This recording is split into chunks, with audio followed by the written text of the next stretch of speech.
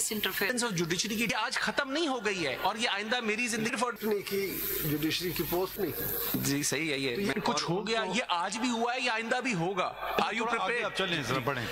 امام ابو حنیفہ کو سلطان نے جیل میں ڈال دیا تھا ریفیوزل بٹ پہلے جج ہی نہیں بنے نا سر یہ بھی تو ہے یہاں پہ جو نہ بن کے بھی جیل میں گئے یہاں پہ جی سر اس لیے یہ آگے یہ ہمیں کوشچن کرتا ہے کے ساتھ جو ہوا تھا جی آئی نو یہ سر کچھ چیزیں ہیں جو پورے نیشنل لیول پر بحثیت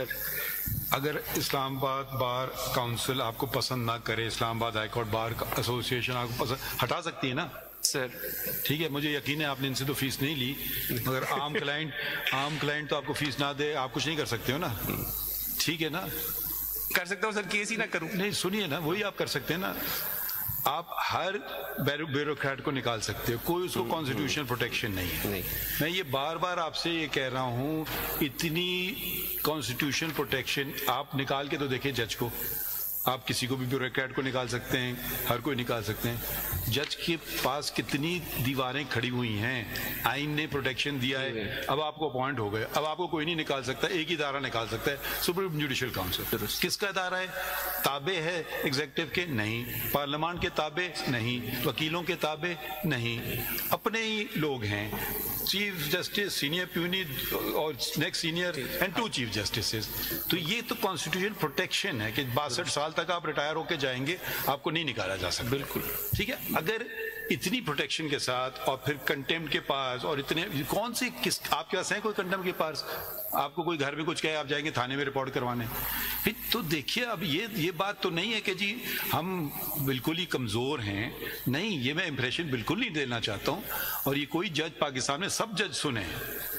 ٹھیک ہے سول جج اتنا ہی پاورفل ہے جتنا دوسروں کو ہونا چاہیے میں اس لیے اور یہ جو ہم لوگ بار بار کہہ رہے ہیں اس کی کیا مجال ہے اس کی کیا مجال ہے بالکل اس کی مجال ہے وہ کھڑا ہو اور اپنا لوہا منوائے سب کے سامنے درست ٹھیک ہے اس کو کون کیا کر سکتا ہے نکالے گا سول جج کو بھی کون نکال سکتا ہے وہی جوڈیشری نکال سکتی ہے نا آپ نکال کے تو نہیں دے سکتے ایگزیکٹو جی ہمارے خلاف فیصلے کر رہا ہے سارے کیا کرے گا ایگزیکٹو روئے گا پیٹے گا اور تو کچھ نہیں کرے گا نا وہ کمپلینٹ ہی بھیج سکتا ہے ہائی کورٹ کو وہ ہائی کورٹ دیکھے گی اگر کمپلینٹ میں کچھ وزن ہے وہ چلا کے دیکھ لے گی تو it's a self contained system اگر ہم اس میں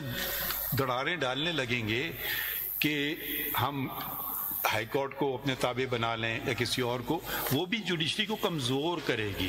وہ کہیں گے جی اب اوپر سے وہ کمانے لگے ہیں تو دیکھیے یہ اس میں کیا خطرہ کیا ہے مجھے آئی ڈونٹ انڈرسٹینڈ دس